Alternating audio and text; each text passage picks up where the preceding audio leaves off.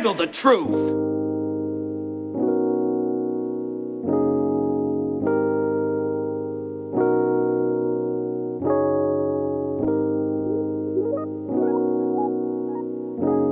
A lot of people think Thanksgiving started with pilgrims and native people in North America. However, even in ancient times, the Egyptians, Greeks, and Romans would often have feasts and pay tribute to their gods for the fall harvest during this time. The holiday also bears a small resemblance to the Jewish festival of Sukkot, which celebrates the autumn harvest as well. Historians have also found that many Native American tribes had a tradition of celebrating the fall harvest with feasting long before Europeans set foot on their land. Although there are several recorded events where European settlers broke bread to celebrate their arrival to the New World, and they may have even shared meals with Native people, the first Thanksgiving is often credited to a gathering of pilgrims from Plymouth, England, who arrived on the Mayflower and set up colony in what is now Plymouth, Massachusetts, in 1620. During their first winter after their arrival to America, most of the colonists remained on board the ship, where they suffered from exposure and disease. Only half of the original passengers and crew lived to see spring, and by March of that year, the remaining settlers moved ashore and were greeted by an Abenaki Native American who could surprisingly speak English. Days later, he returned with another Native American named Tisquantum, or Squanto, who was a member of the Patuxet tribe, who had been kidnapped by an English sea captain in 1614 and later sold into slavery in Spain. Eventually, he escaped to London, where he learned English. He returned to his homeland in 1619 and found that his entire tribe had died from smallpox. Squanto became an asset to the European people.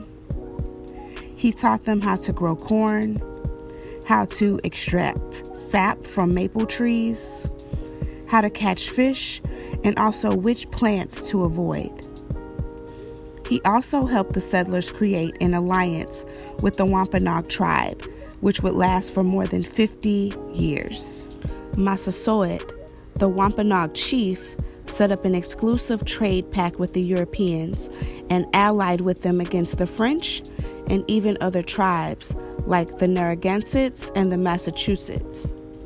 Unfortunately, the alliance became strained with time and tensions began to grow. Eventually, Massasoit's son, METACOMET, known as King Philip by the colonists, became chief. METACOMET all but ended his father's alliance after repeated violations by the colonists. 3 Wampanoags were hung by colonists for the murder of another Wampanoag interpreter, which increased the tensions. The Wampanoag responded by raiding the colonists. And in 1675, the New England Confederation of Colonies declared war. The neutral colonies of Rhode Island and Providence plantations were dragged into the fighting, as well as other nearby tribes like the Narragansetts. The war was bloody and devastating. It's important to note that the first known use of the term Thanksgiving Day was in 1637 by the governor of the Massachusetts Bay Colony, William Bradford, when he declared a day of Thanksgiving to commemorate the massacre of 700 Native men, women, and children during their religious ceremony. Many of the colonists had become allies with other tribes as well, and when METACOMET crossed over into New York to recruit allies for the Wampanoag, he was attacked by members of the Mohawk tribe. Eventually, he was shot and killed in his homeland. This was the son of the man who had celebrated with the Plymouth colony, now beheaded and dismembered. With time, his remaining allies were either killed or sold into slavery, and the colonists impaled METACOMET's head on a spike and kept it on display in Plymouth for 25 years. King Philip's War lasted 3 years and is considered by many to be the deadliest war in colonial American history. It was just one of the first in a long series of brutal but seldomly remembered colonial wars between Native Americans and colonists. By the year 1827, a noted magazine editor and writer named Sarah Josepha HALE, who actually wrote Mary Had a Little Lamb, launched a campaign to establish Thanksgiving as a national holiday. She believed it would help unify the country as it was headed towards civil war. She spent 36 years publishing editorials and sending letters to politicians, which got her the nickname Mother of Thanksgiving. Abraham Lincoln finally heeded her request in 1863, at the height of the Civil War, in a proclamation asking all Americans to pray to God to commend to his tender care all those who have become widows, orphans, mourners, or sufferers in the lamentable civil strife, and to heal the wounds of the nation. He scheduled Thanksgiving for the final Thursday in November, and it was celebrated on that day every year until 1939. When FDR became president, he moved the holiday up a week, trying to urge retail sales during the Great Depression. This was known as Franksgiving, and it was highly opposed by most Americans. So in 1941, he reluctantly signed a bill officially making Thanksgiving the fourth Thursday in November. Since 1970, Native Americans have gathered at noon on Coles Hill in Plymouth to commemorate a national day of mourning on the U.S. Thanksgiving holiday. Many Native Americans do not celebrate the arrival of the Pilgrims and other European settlers. To them, Thanksgiving Day is a reminder of the genocide of millions of their people, the theft of their lands, and the relentless assaults on their cultures. Participants in National Day of Mourning honor Native ancestors and the struggles of Native people to survive today. It is a day of remembrance and spiritual connection, as well as a protest of the racism and oppression which Native Americans continue to experience.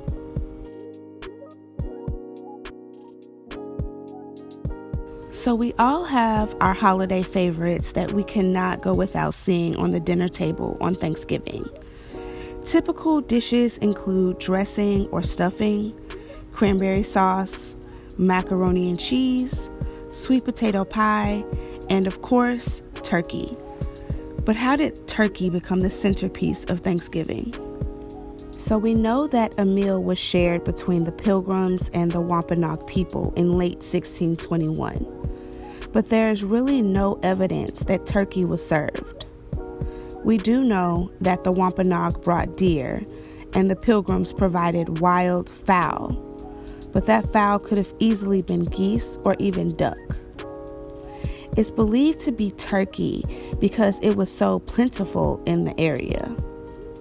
It's estimated that there were at least 10 million turkeys in America at the time of European contact. Also, a single turkey is usually big enough to feed an entire family. Sarah Josepha HALE, yes, Mother of Thanksgiving, devoted an entire chapter to a description of a New England Thanksgiving, complete with a roasted turkey placed at the head of the table in her 1827 novel, Northwood. Later, a prize turkey was mentioned in Charles Dickens' A Christmas Carol in 1843. This boy here says you wish to purchase this turkey here. It's quite right. Here's your half-crown for a service well rendered. And by the turn of the 19th century, turkey had become a popular dish to serve on any special occasion.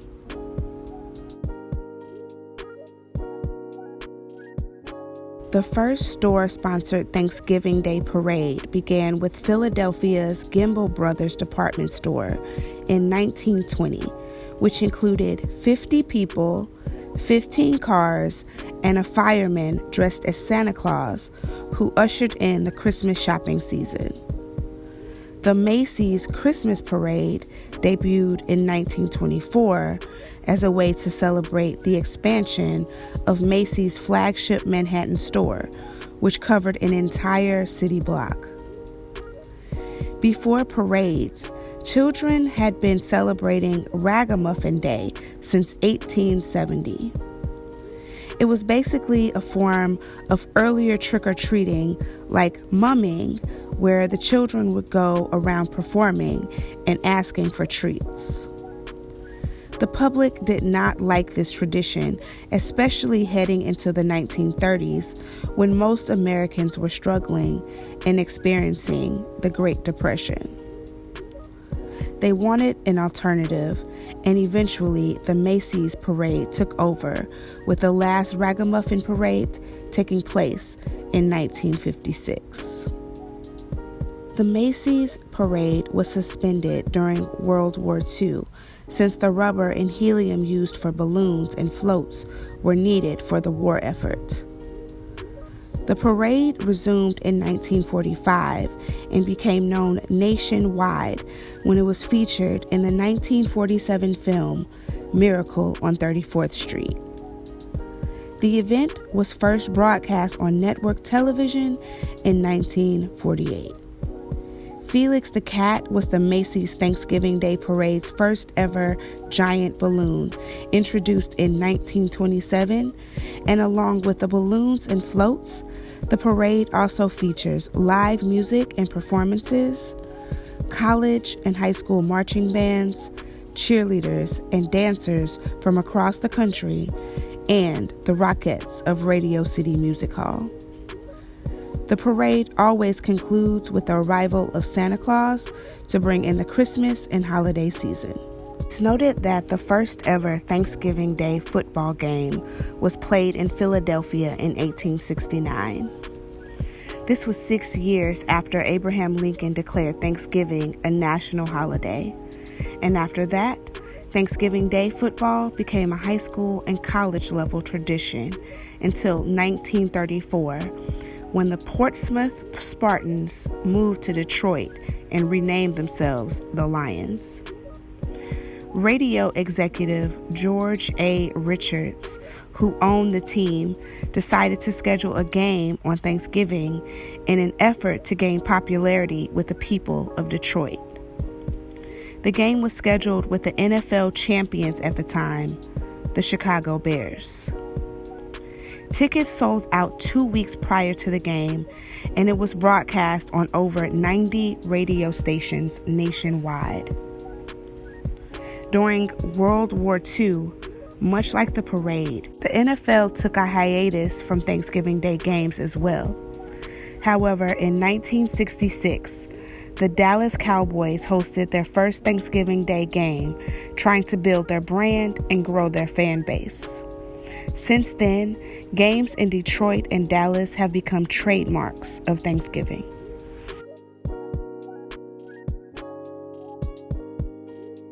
You may have heard the story about how people would flood the department stores and malls the day after Thanksgiving and spend so much money that it would literally take stores out the red and put them in the black financially. Or maybe you've heard that Black Friday is actually a time in our history when enslaved people were sold on plantations at discounted prices the day after Thanksgiving. There are so many different myths to the origin of this day, and many without any evidence to back them up. The true origin of Black Friday as we know it began with traffic police in Philadelphia, Pennsylvania. They coined the term sometime in the late 1950s in reference to the day after Thanksgiving when shoppers and tourists would crowd the streets, and it was so much smog and traffic jams that it caused a lot of stress for them. Retailers did not like this term, and they tried to rename it Big Friday. However, that never really caught on. Eventually, their efforts to put a positive spin on it paid off, and today, the once one-day sales bonanza has turned into a 4-day event and birthed spin-off events like Small Business Saturday and Cyber Monday. Stores have begun opening earlier and earlier on Friday, and even the most devoted shoppers can start racking up right after Thanksgiving dinner. Over the decades, huge frenzied crowds and overzealous shoppers out for Black Friday have resulted in violence and injuries and even deaths. Americans are expected to drop $148.5 billion on Black Friday and Cyber Monday this year, which is up $285 million compared to 2019, when online sales alone reached a record $7.2 billion. Thank you so much for watching my video. Please like, share, comment, subscribe, and don't forget to click the notification bell so you can know when I upload a new video. I will catch you guys the next time. Peace.